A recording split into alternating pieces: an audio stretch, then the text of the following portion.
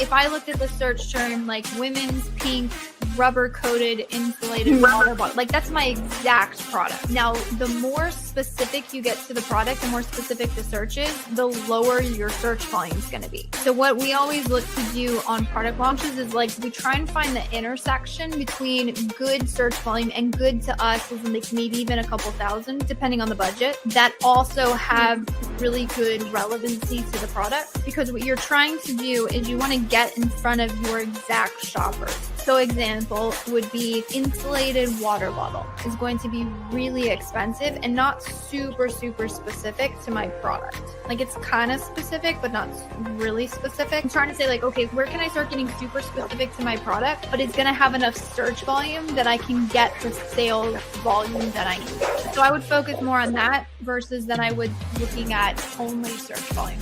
A bit of a technical answer here is we don't quote move them, meaning we're not going to pause the existing keywords. We're simply going to launch them in another match type. Again, make sure to keep the bids lower. Amazon actually, if you read their recommendations, they recommend keeping bids lower on broad and phrase match, even lower than the exact match. When we would launch those is honestly really dependent performance of the account and availability of the budget. So if you launch a keyword in exact phrase and broad, so you have 50 keywords, right? And you launch them in exact phrase and broad, you technically have, 150 keywords that you've launched. And the potential of broad and phrase to spend could be quite high. So again, you just want to make sure it makes sense. It seems super simplistic, but if you are in a phase where you're struggling to control total ACoS and ACoS, to fix those two numbers, it really means that you have to lower down your ad spend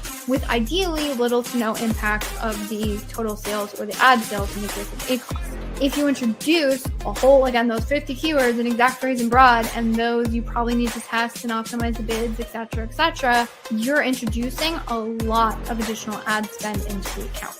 So you do want to be aware of that and be careful with that. So that's kind of a benchmark that we use. But overall, I would say, I don't know if I would have like a certain time frame or a frame which I would hold back on. It really is dependent on the performance of the account. Another good question, which best bid strategy for phrase and exacts when you move? So again, we don't really move them. We would simply launch them in addition. We like to separate them by campaign as well. Kind of gives us a little bit more control over, say, budgets for things. Now, as far as the bidding strategy, we're a super huge fan of using mainly dynamic down only. If it is a keyword that we want to ensure that we get impressions for, so for our launch keywords, for our main keywords, for anything we're trying to be aggressive with, we prefer a fixed bidding strategy. It's still going to be the same. It's still going to be pick highly relevant keywords. One other tip is pick keywords that fit within the budget of the account that you're launching. So for instance, if I have a couple $100 a day budget versus $50 a day budget, those launches are actually going to look a little bit different because I can't afford that many clicks on a $50 a day budget. Or if I had, a couple $100 or $1,000, I have a lot more room for clicks. So actually, you want budgets to play into your launch strategy. The other thing that you want to keep in mind, do not expect profitability on launch. This is a huge one. There's a lot of people that try and pull back and knee-jerk for profitability right out of the gate. That is not going to happen. The reason why it's not going to happen, and I'll tell you the numbers behind the numbers, is that ACoS is just going to be high on your product launches, and that is a function of two things. One, the aggressive cost per click you have to set to be able to get visibility in the beginning, and two, how low your product conversion rate is going to be, especially if you're launching without reviews. Those two things, once you start to be able to bring your cost per clicks down because you gain momentum or you're optimizing your bids, and then two, once your product conversion rate starts to increase because you're getting those reviews, maybe you're optimizing your listing a little bit more because you've learned more about your target market, that is going to help bring down your target ACoS. So those things, again, conversion rates are going to be low, high cost per click. That's actually like the nuts and bolts of why your ads are not profitable, and it's almost unreasonable to expect profitability in the beginning. And that's actually why, if you've ever had a product where you're like, no matter what I do, I cannot seem to bring the ACoS down, struggling here, it's a function of that your conversion rate is remaining low and it's not improving, and your cost per clicks are remaining high and you're not able to improve them due to the market or something else. So again, I would still say pick highly relevant keywords, Also, make sure that whatever keywords that you have fits within your budget. Launch them. Aggressive, sponsored product, exact match, potentially sponsored brand video, exact match if you have the creative. Double down on that for a couple weeks and then start expanding. Hello, and welcome back to another segment of Ask Junglr. We're trying out some merch today. I feel like wearing a hat. And so if this is your first time, I want to say welcome to the show. If this is a return, we also appreciate you as well. So the format for this is I show up, I sit out here for about an hour, which is got a sore throat today. So hopefully my voice holds out, although I do have some water to keep me company and hopefully keep me going. But the format of this is you can use whatever chat you're on. So we're streaming on all platforms. You can ask your Amazon advertising question in the chat. I got a few of them queued up, seeing some likes come in. So yeah, definitely like and comment if you are finding this useful. That always is helpful to boost the algorithm. However, my goal is not just making sure that you're doing well, and boosting it out, but it's to be able to get you good insights to your Amazon ads so you can help improve. And so why are we qualified to talk about this? Well, I've been running advertising campaigns for quite a few years now. And so I'm co-founder of an Amazon ad agency. So we've been hyper focused on ads. So we can say we are really freaking good at what we do, which means over the years, so 6 or 7 years now, we have experienced a ton of different scenarios. So there's always going to be best practices out there, meaning like the quote, what everyone generally agrees is best. And there's always going to be those very specific use cases. So things like massive amounts of variations that you get with clothing or some home goods, specifics in the baby category that are very competitive, specifics about giftable products and how you can go about, just sort of strategizing for those, very seasonal products, right? We deal with a lot of seasonality, the ebbs and flows of that. What happens when you have a product where the best selling day is on Mother's Day and you got about a week to hit it right, or you are left with excess inventory, or you have no profits because you push too hard on ads? That's a very specific scenario. What about those products where there's a really high price and a really low conversion rate, and it seems that there's absolutely zero consistency in sales? They're up one day and down the next, and you're trying to make sense of it, and ACoS in the account is looking at 2% one day and 100% the next day and 40% the next day. How do you even optimize with those kind of fluctuations? And so that is what I'm hoping to bring to the table today, is just a lot of insights, because I've seen a lot of things. I have a lot of battle scars. And so my goal is to help you shortcut that learning, and so you can just get in and improve your advertising for whatever goals it is that you are trying to go after. So seeing lots of comments, seeing lots of questions rolling in, which is fantastic. So as always, again, you can use whatever streaming platform you're listening in on to ask whatever Amazon ad question you prefer. I was trying to look up the specific, it looks like somebody was asking about template for keyword research. So I'll make sure that you guys get access to those things as well. So as I was saying, hey, Elizabeth, hope you're doing well. Trust your family is too. They are. We just got in this week from a trip to see family over the weekend, which was fantastic. Also came back with a sore throat, which is always fun, but thankfully still kicking today, so we're able to join. And again, by the way, if you listen to this, usually these are on Thursdays. Tomorrow's Thanksgiving. I will be celebrating Thanksgiving with the family. Don't plan on doing a live as much as I am committed to you guys. I still wanted to be able to do this, but we moved it to Wednesday. Awesome. So good question rolling in here. Hey, Elizabeth, hope you're doing great. I am. Thanks for asking. I wanted to ask about placement optimization of campaigns in detail. Fantastic. So I'll talk about, let's go and you want a detail. This is the place to get detail, although I hope I don't overwhelm anyone. So what I would say is that we view placements as a optimization enhancement to what is already working. The things that I've seen people get really, really tripped up over and, just like really struggling to get results as well as struggling to kind of do what it is that they wanted to do is I would never approach a campaign with, I must get 100% of the impressions to be top of search impressions. I must get 100% of the impressions to be rest of search or product pages, right? Why do I not recommend going about placement percentages that way? Well, the reason is because you don't really have that much control until Amazon gives us sort of negative placement options, which I don't know if they ever will. I mean, I hope they will, but I don't know if they will.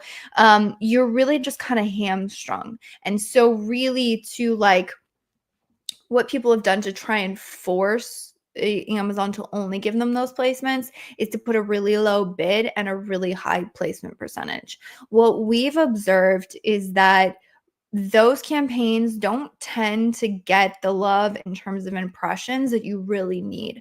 One of the reasons is that one of the primary things that Amazon looks at when when deciding who is going to be eligible for an ad auction is your bid or how high your bid is. And if anyone in who is also relevant or has an applicable campaign has a higher bid, they tend to favor those ad accounts or those campaigns a little bit more.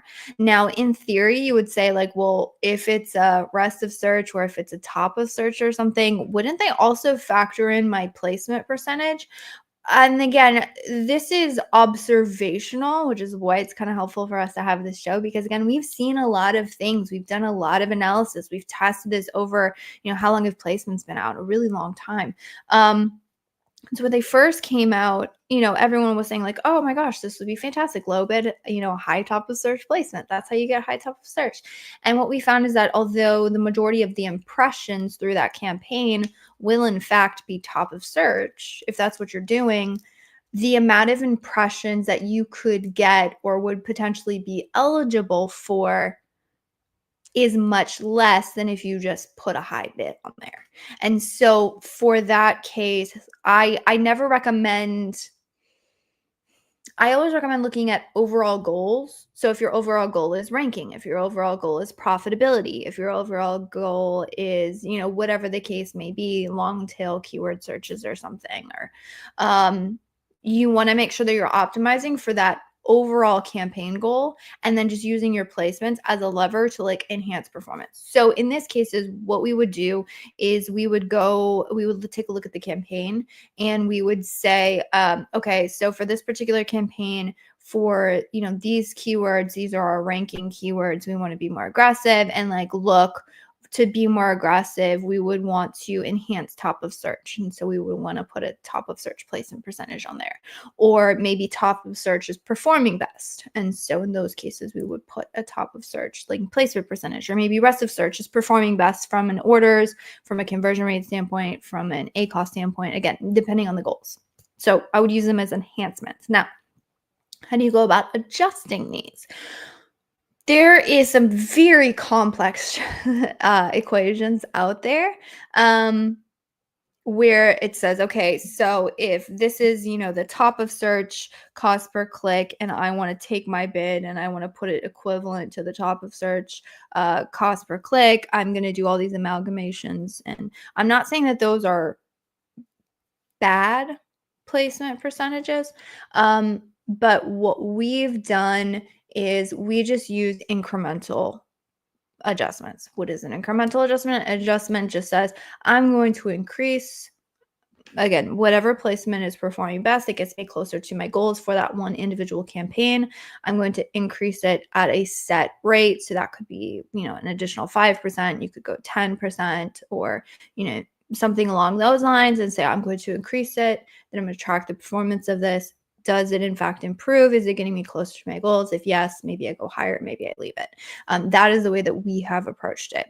To be perfectly frank, I've seen some screenshots of aggregated data where they will basically look at all of the data across the entire account for all of the placements and say, oh, look, your top of search performs best. So therefore, you should use top of search placements, again, because they're looking at the data for the entire account. If I can be frank in this discussion and like real, can we be real with you guys?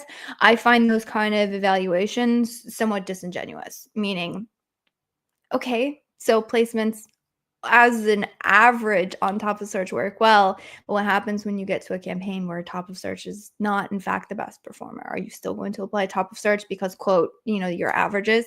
I wouldn't.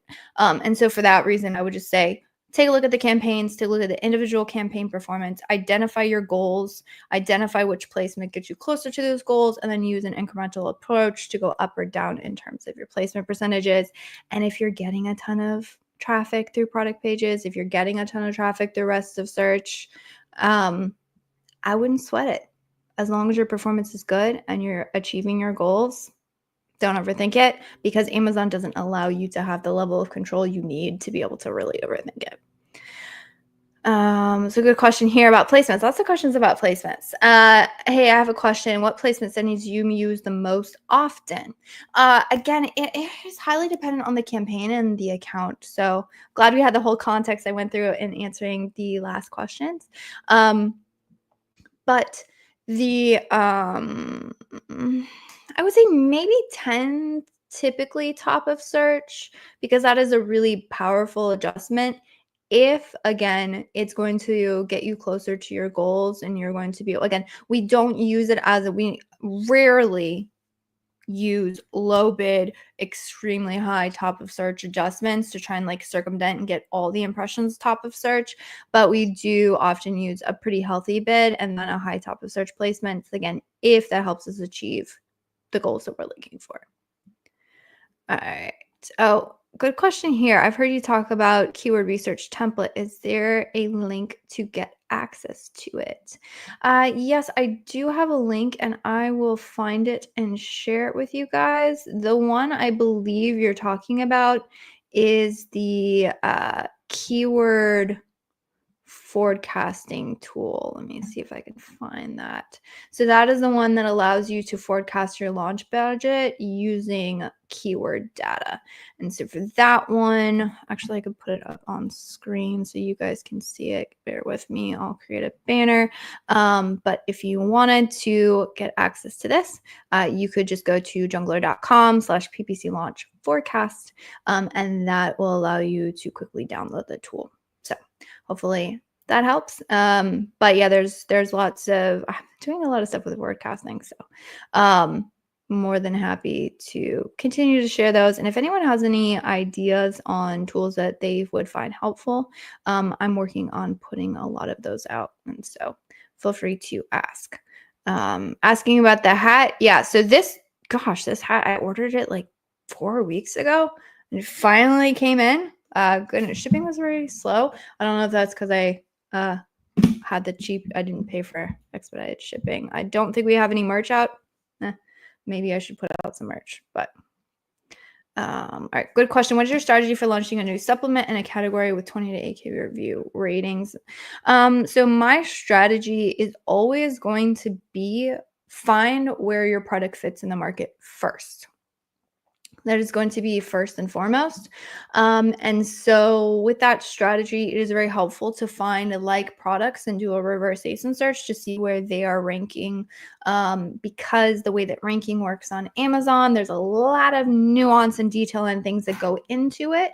However, that being said, one of the biggest things is sales and sales velocity. So you can be very, very confident that if you go and you search a keyword on Amazon and the products that come up are very similar to yours or very like yours, that shoppers are using that search term to find and then purchase products that look like yours. And so that's a really good gauge. Honestly, to this day, when I'm doing keyword research, if I am unsure if a keyword is relevant to my product, I will go through and I will manually search it on Amazon. Still do that to this day. I don't think that's going to change. If you read any of Amazon's literature in terms of like their documentation for their advertising, which again, I still read their documentation. It's a really great way to understand sort of like the ins and outs of things. One of the things that they say is like, hey, if you're trying to get impressions, the algorithm has to think that you're relevant for the keyword. That's one of sort of their fail safes. That's why you're never going to see like somebody advertising socks show up on running sneakers. It's because that doesn't create a good customer experience. So they're interested in you showing up where your shoppers are looking for you. And so you want to go through and you want to QA that. Great way to do it. So there's amazing tools out there. Helium 10, Jungle Scout, Viral Launch is another OG one that you can use. Just using Amazon suggested keywords is a really good tip. Now, I had my good friend Dustin from BTR or Better Media join last week. We did a whole thing on bids, which if you're trying to understand bid adjustments, I definitely recommend going and checking that out. And also we have some really cool insights coming out hopefully pretty shortly. I'm still working on them. But he was saying like inside of Seller Central, if you go through and see like suggested keywords, those are somewhat loosely relevant. So you definitely want to look at them very closely. However, his insight was that if you have a vendor account, vendor accounts tend to have a much better, more curated suggested keyword list. So that might be something to look into. Other very interesting tools that are free from Amazon is there's something called Product Opportunity Explorer. If you haven't dug around in there, definitely recommend you do that as well. That will also sort of give you some like keywords and maybe some top products. So basically what I'm saying is like figure out where your product fits in the market and then dig into that. Now, it looks like you were already asking about, sort of the keyword research tool. So what you can do is you can take that research and then sort of plug it into a tool. Because the second thing you want to do is like, hey, what kind of budgets can I afford? That's the second thing you want to curate that list through. So you take your list of relevant keywords and you say, okay, which of these have crazy high cost per clicks? Which of these, have a lot of really crazy competitors, and how many can I afford? And when it comes to figuring out your launch list of keywords, I would highly recommend, even if you only had 10 keywords that you're launching on, just for now, I'm not saying you can't add any more. I would much prefer you have 5 or 10 keywords that you can adequately, spread your budget across and be able to get enough clicks to identify if they really work or not. And then versus trying to launch on like 50 or 20 keywords and your budget is spent within the first couple of hours and you just don't have any data. Really what you're looking for in data. And the last couple tips I'll give you is when it comes to launching, I would focus in on sponsored products in the beginning, especially if you have like a very limited budget and it's more of a competitive category. There's more ad inventory for budgets. Product pages can work pretty well in supplements. So maybe you find some products. Another good list here, again, you want to be super curated. The more limited your budget, the more specific and curated you want your keyword list to be. And so I would say one really good tactic in terms of launching using product targeting is figure out which products or which competitors that you feel like you have a strategic advantage over, being like, better price point, maybe your images are better. There's some way you think you can compete that are also ranked somewhere on the first page for some of your main keywords, or at least the keywords that you've identified you want to go after. That's a really good strategy, again, because there's going to be less of those, so you can get like really hyper specific. I would run that. You can stick with the sponsored product ads. We typically focus in on exact match in the beginning. If you're struggling to get impressions with exact match, you might test phrase match. After your product is well indexed, you can add in phrase and broad, and auto campaigns work really well here. The other thing that I will tell you is in supplements, the most difficult thing is that testing is really, really costly because the cost per clicks are so high. And so what you can do is we call them frequent micro tests is the way that we run it. And so what we'll do is we'll say, okay, so here's a subset of like 5 keywords. Conversion rates tend to be pretty high in supplements. You definitely want to benchmark against your own conversion rates.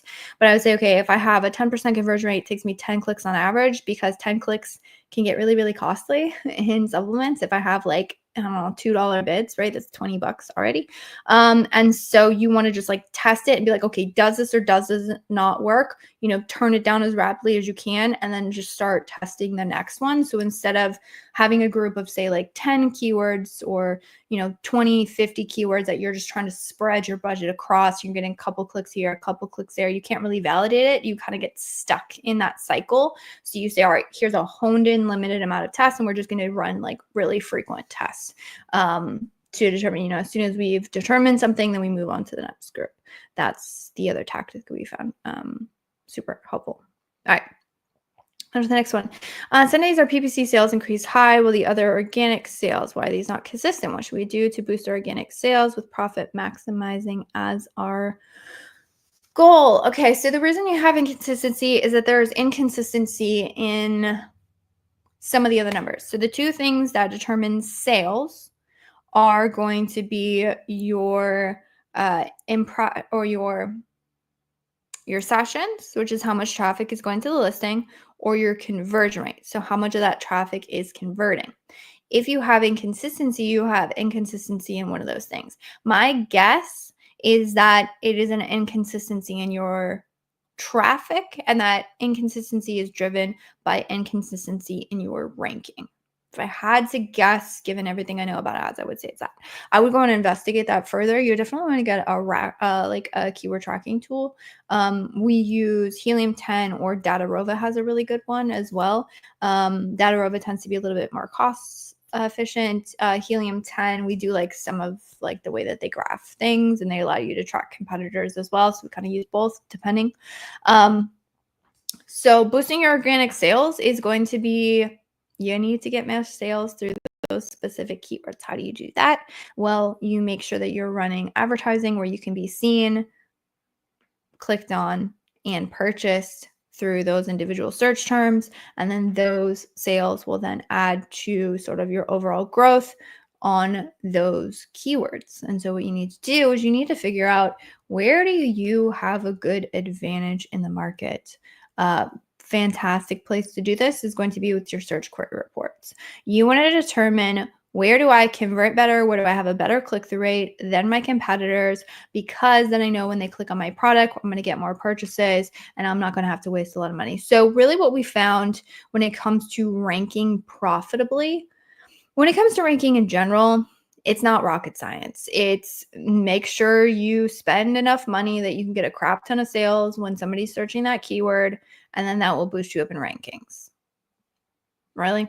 The crux of the matter is not necessarily how to run that or what to do, although there are some very like advanced tactics that you can try to sort of like improve certain things. But really at the end of the day, it's sponsored products, mainly exact match, hyper focus, drive sales growth. So really when it comes to growth profitably, if like that playbook's all the same in terms of ranking, well, then the actual differentiator that makes it profitable or not is, which keywords am I going after? So to determine that, you want to get super specific, good conversion rates, better click-through rates, and that is, you can figure that out, like where you have that advantage, using search query performance reports. Keith said, I'm running PPC, converting on my main keywords. My BSR is improving. My organic rank for those main keywords is not improving much. Any advice? I would say keep at it. Keep at it, Keith. If you're seeing BSR improve, that means your sales are improving in the overall category. It might just take a little bit for you to improve in the ranking. That's kind of normal. The other thing that you can look at is, I kind of went through that, or I touched on that earlier. You might actually also look at competitors that are ranked really well on those keywords, and then also do product targeting for those products. Again, how will you convert on that will determine your ACoS, will determine if it makes sense to continuously run that strategy, but it is a good strategy. The other thing you can look at is long tail variations of those keywords, and then just sort of target those ones as well to see if those also can help in a ranking. For anyone listening in, what I'm telling Keith is like an additional to what he's already doing to try and rank on that specific keyword. While those tactics going after competitors who are well ranked on your main terms, using long tail variations of those keywords to rank, all of those kind of things. While those tactics do have influence on ranking for like main keywords, I would not expect that if I only did the product targeting and only did the long tail targeting, I would not expect that to be the primary thing to rank me on a main keyword. In fact, I wouldn't be surprised if you're like, oh, I did those tactics and I couldn't make on the main keyword. I'm like, yeah, because you're not actually doing like specific targeting the main keyword, although those do make really great supplemental strategies if you're trying to figure out, is there something else I can do? All right, what if our increase is increasing along with sales? Should we decrease the bids or placements? If our ACOS is increasing and sales is decreasing, ACOS is decreasing, sales are also decreasing. I'd say these are like separate instances. If your ACOS is increasing along with sales, I would just determine, are you okay with the trade-off? If you are okay with the trade-off. So here is the scenario, and here's the other thing that I would look at in addition to ACOS. ACOS is going to tell you how profitable your ads are for that one thing. So if it's my overall account, it's how profitable is my advertising in general. If it's an individual keyword, how profitable is that individual keyword? If it's an individual campaign, how profitable is that individual campaign? Now, that's fantastic, and we would absolutely hope to be profitable on every single thing in the entire account. That is not realistic. And if that is your goal, to have every single thing in your entire account run at, say, like a 25% ACOS, you're probably going to hurt sales. I wouldn't do that. So my other question would be on the first scenario where you're saying ACOS is increasing, but sales are increasing. My question would be, is total ACOS increasing or decreasing? If total ACOS is increasing, because total ACOS is how does my ad spend relate to profitability or total sales in the account. So if my sales are increasing at a greater rate than what I'm increasing in spend, because that's what happens. ACOS is ad spend divided by ad sales. So if ad spend is increasing at a greater rate than the ad sales, you will see an increase in ACOS. That's how it works. But there is a scenario in which maybe my ACOS is increasing, but sales are increasing at a greater rate. And so therefore my total ACOS is fantastic, or sometimes even going down. And so therefore I'm more profitable. If that is the case, I wouldn't worry about it. Now that goes back to, depending on the client, you want to have a realistic conversation. If it was my brand and I'm the only one running it, I'm the one dictating strategy, I was like, I don't give a crap about ACOS. Totally, because this is going down. Fantastic. Have at it. I'm fine, right? Put more money on the fire.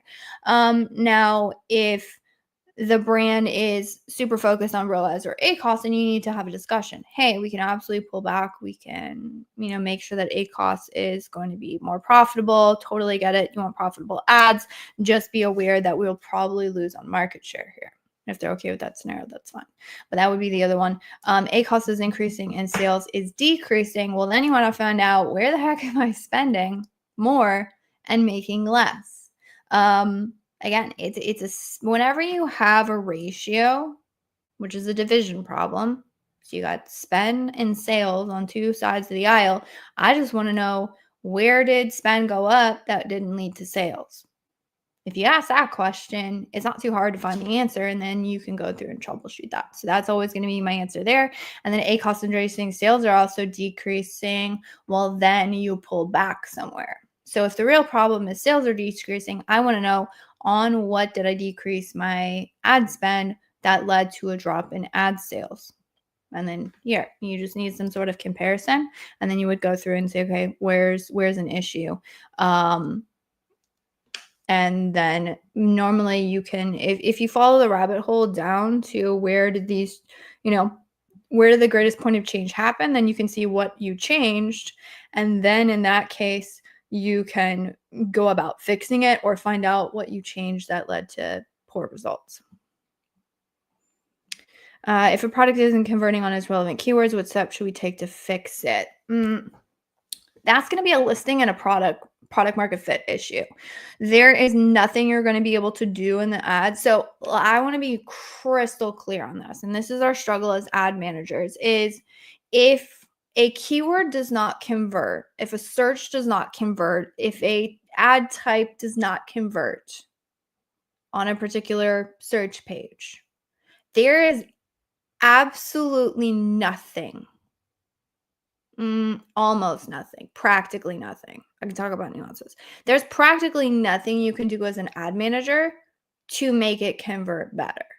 Your job is to drive traffic, and your job is to drive the most efficient and the most effective traffic that you possibly can. Anything that will make those shoppers convert better is going to be a offer change being, star rating, price points, maybe the listing isn't as solid as you thought it was, maybe the main image isn't as solid as you thought, maybe all of your competitors are running coupons and you're not. I mean, I just talked to a brand and they're wondering like, hey, why are sales down? I'm trying to figure this out. It must be an ads problem. Then I went in and did an evaluation. I said, well, it's a conversion rate problem, and actually you've been increasing price and that caused a decrease in conversion rate. So that's why everything went to crap.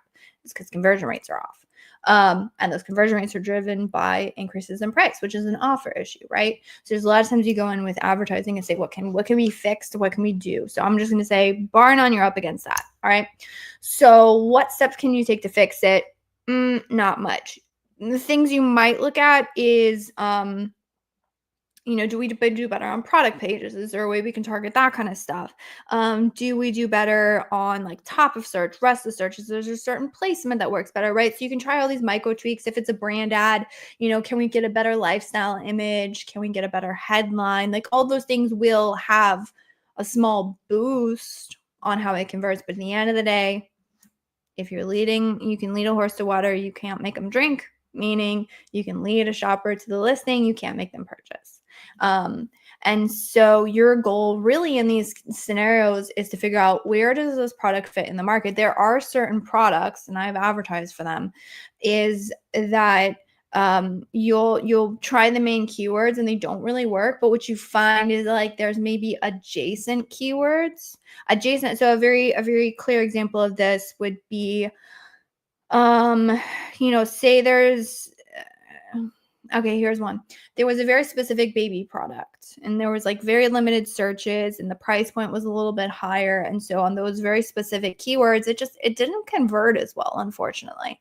Well, what we did is we said, okay, so it doesn't really convert here, but we tried broader keywords like best gift for baby, or like, necessary baby items, or something that's pretty adjacent. And what we found is that when the product was compared with very like products, or very like specific similar products, everyone else kind of was like, I like these other ones better. But when we were on like a broader keyword and we're compared to like other products that were different than ours, our product was attractive. And so we did well there in terms of, so you can try those things. The other thing would be, I would look at the listing to see if there's something else that can be fixed there. And then just see if there's a broader market you can go after. All right. So what is the best way to do negative keyword research? What is the best way to indicate negative keyword research? The best place to look for negative keywords is always going to be your search term reports. That's what I would say. Now, the only addition that I've made where I might have like preemptively added something as a negative would be when there's a very obvious like search. What would be the word? Like there's a very obvious search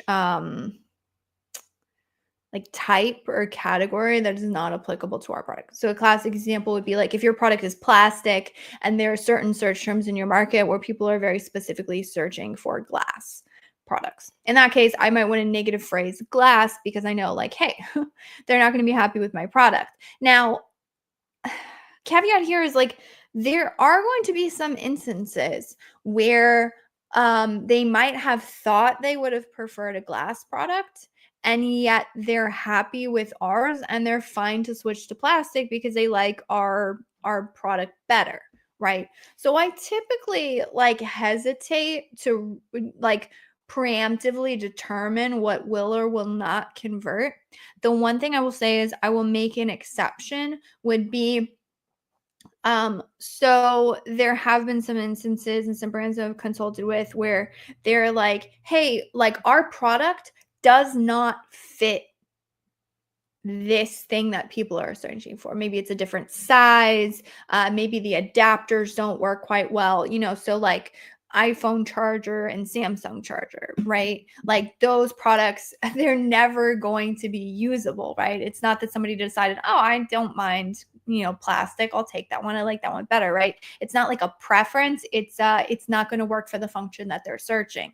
And there are some times where shoppers may purchase the item because they think it will work, and then you end up with a bunch of returns. So actually one thing that we do is we kind of keep up with the products, and if there's like a issue with like returns and we're noting they're saying like, hey, this isn't what I thought it was, you can end up with those sort of like negative impacts. So again, the only time that I would preemptively determine that something is not going to convert and when it's so obvious to me, and I also recognize that it would create like a very poor consumer experience. So in those cases, I'll negate. The other times I would negate would be, again, if I'm seeing something in search reports, it's very obviously bleeding money, and then you absolutely want to make sure that you're taking care of that for sure. But I'm not a huge fan. I'll be honest. I know some people teach like make your negative keyword list and go through and do research for that. I have seen so many times in search term reports things that I would have never in a million years thought would converted. And actually converted and were like really profitable for us. And so I've seen that happen more often than not. So I'm not a huge fan of like preemptively determining the market is going to do anything. So like that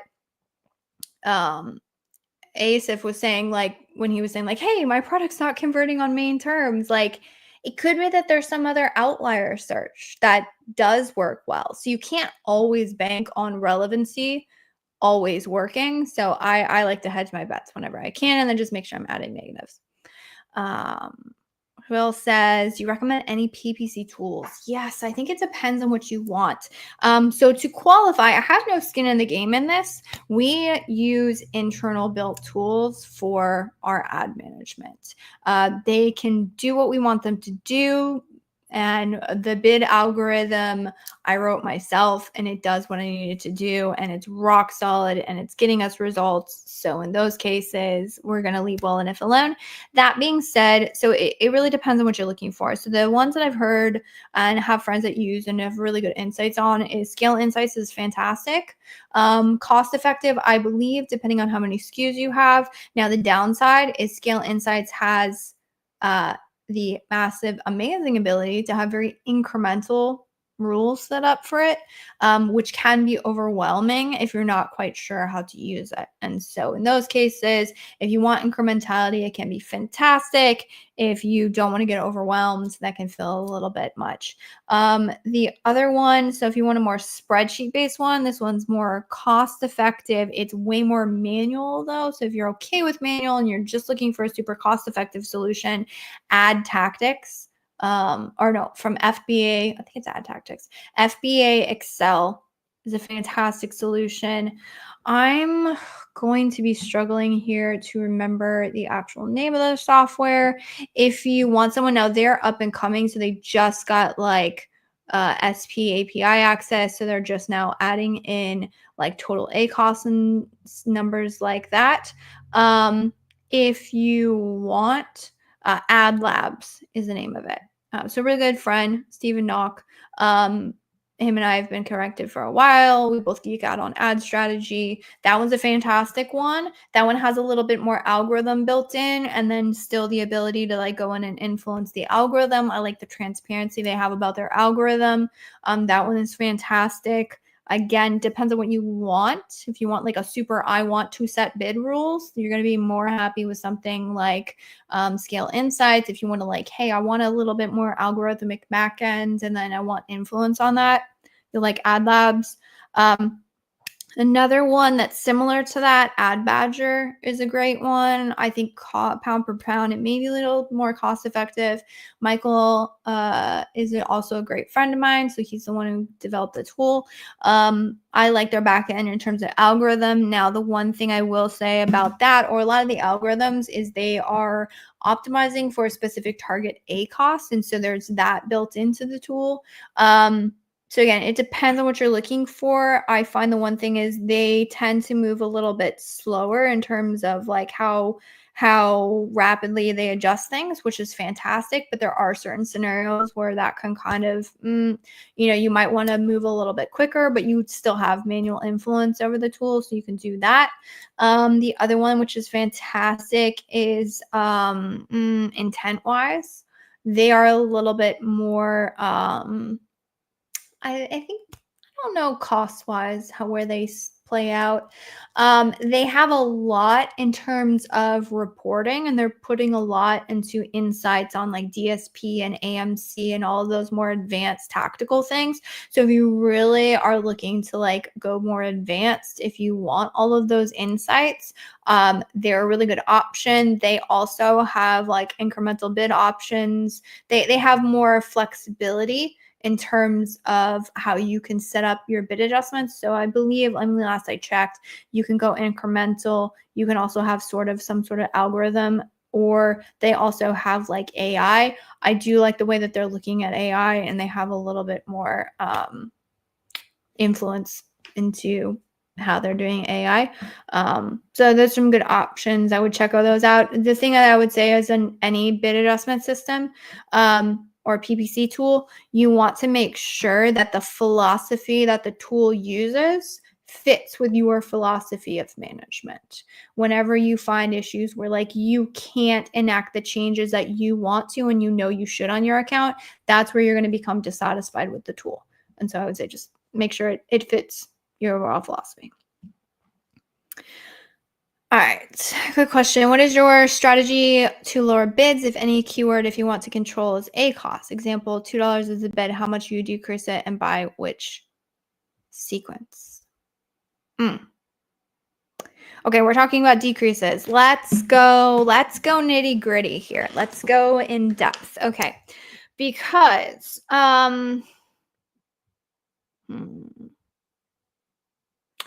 so if your only goal is ACoS, if that's all you care about, and I'm going to caution you against doing this. I have a whole debate. Stevie Knock is amazing.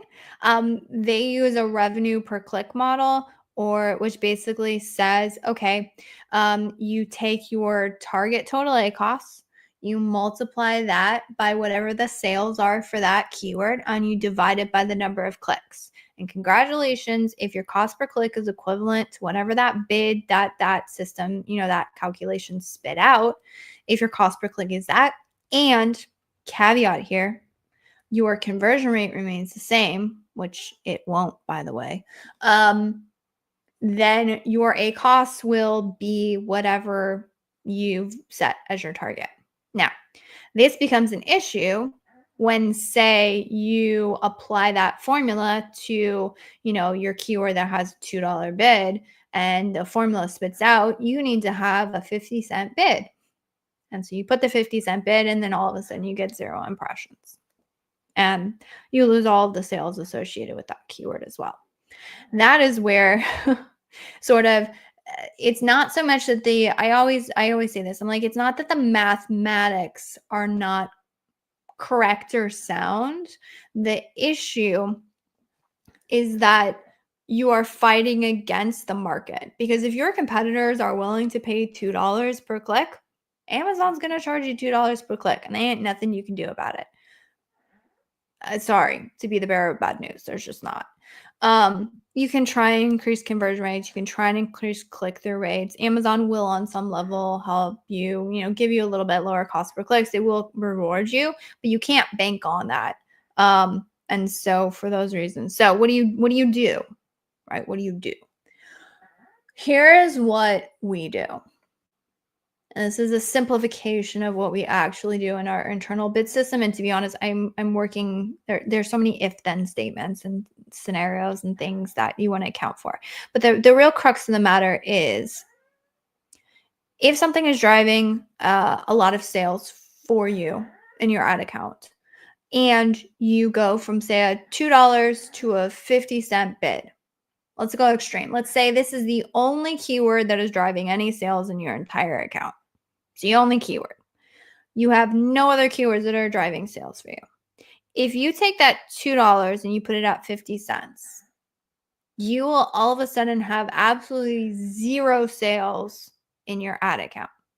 What is going to happen? All of a sudden, like, your ACoS is like, well, it's going to go to zero because you have zero orders. But it's like all of a sudden, all sales are going to go out in your account. Well, that's essentially what we're up against on, like, just an extreme level across all of the keywords in our account. Is if we move too quickly and we cut off sales, well, then we're going to actually do harm to the account rather than good. So that's the thing that you're up against. So how do you navigate that? Well, here's how we navigate it. What we will do is we will adjust. We will calculate the adjustments. So you can use a revenue per click model here, and then say, how different is this calculated bid from where I am currently, and then how many orders is this target driving for me? And if it's a lot of orders, then I'm going to sort of meter or cap how much I'm going to decrease my bid by. So say I did this calculation and I have, 50, 100 other keywords that are driving sales, and this particular keyword is only driving one sale for me. In effect, think of it, how much do I stand to lose? If you stand to lose only one order and the entire account is driving, hundreds of orders, well, that's fine. I can lose one order at the potentially getting more profitable. Now, what happens if this one keyword is driving 20 orders a day for me? I can stand to lose a lot. And so in that case, I'm going to be more cautious, and what does that mean though? That means your ACoS is not going to drop as quickly as you would probably want it to.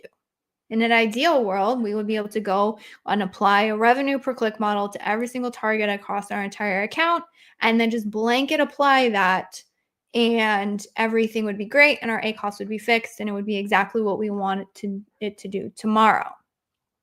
The thing that will absolutely screw you up is that if the market is paying more for those keywords, you're going to absolutely obliterate your ad sales. You're going to obliterate your market share. Everything's going to go down. It's going to be absolutely horrible. And so what you want to do is you want to kind of meter how aggressive you're being dependent on the impact on orders. And so that's what we would do, is you might apply revenue per click model, or honestly any sort of bid optimization models. And then what you would want to do is say, okay, how far is this from where I started? What is the impact on orders? And then I would say, well, I don't really want to decrease these bids more than, you could do like 20 cents, more than 10%, more than 20%, something along those lines. So sort of it gives you a sort of a restraint on the things, on the targets that are super important to your account, is what we do. So that's in a nutshell. I know it was a little bit more complicated, but hopefully that was helpful. Mohammed is asking, how do you increase sales organically?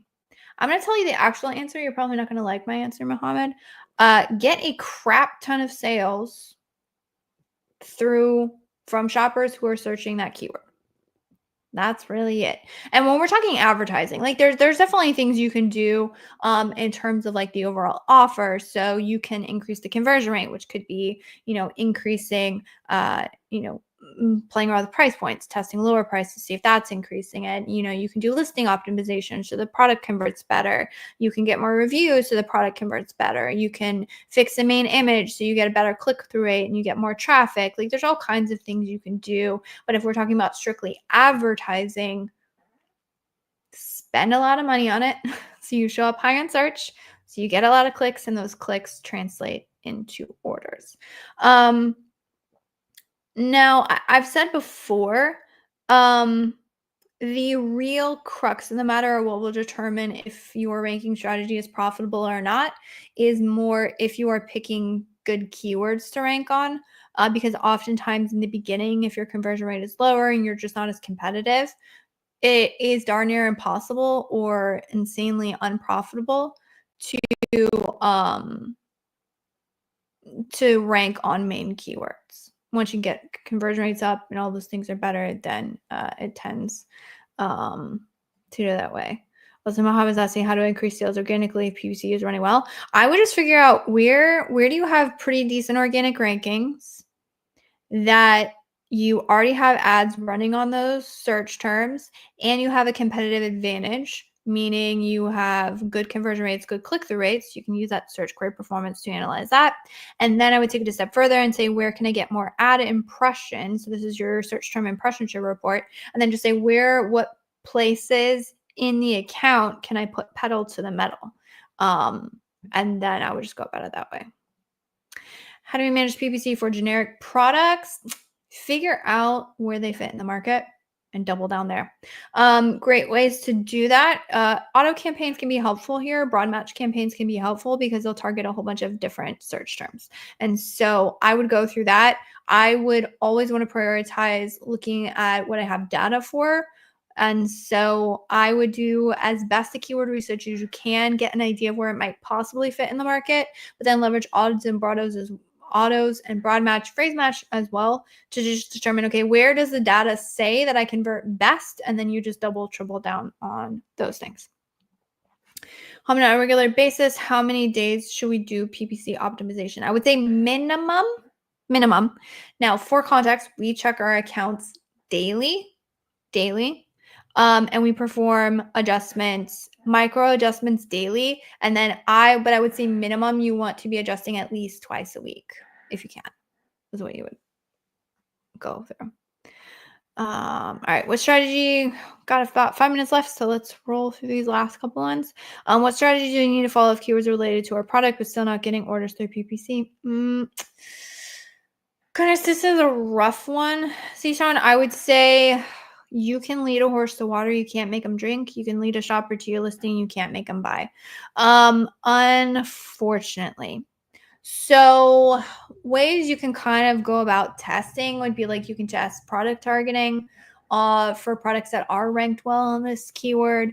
You can test long tail variations of it. You can see if there's maybe a different placement, like maybe if you're getting better click-through rates or something on product pages, maybe you test doing that a little bit more, rest of search or something.